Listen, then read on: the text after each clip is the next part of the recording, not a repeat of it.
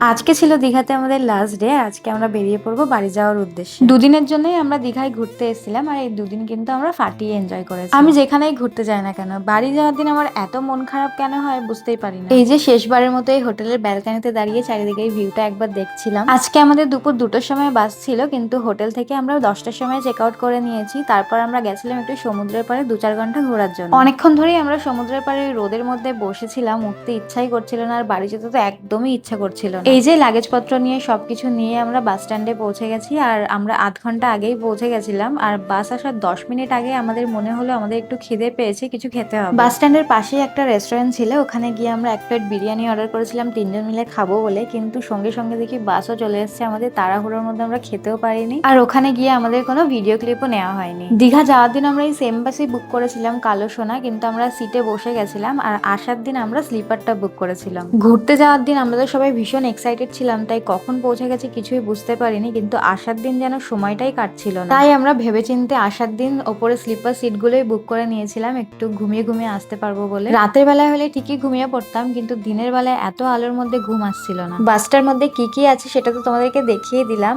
আরো একটা ভালো জিনিস আছে, যেটা হচ্ছে বায়ো টয়লেট। তাই তোমরা যারা বাস জার্নি করতে ভয় পাও, তারা কিন্তু এখন রিল্যাক্সে বাস জার্নি করতে পারো। ঘুম তো আর হলো না, তাই অনেকটা সময় ধরে রাস্তার ভিউ উপভোগ করতে করতে বাড়ি পৌঁছে গেলাম। সমুদ্র ঘুরে বাড়ি আসার পরে কেন জানি না আমার খুব পাহাড়ে যেতে ইচ্ছা করছে। যাই হোক, আজকের ভিডিওটা তোমাদের কেমন লাগলো অবশ্যই কমেন্ট করে জানিও। দেখা হচ্ছে নেক্সট কোনো ভিডিওতে। টাটা।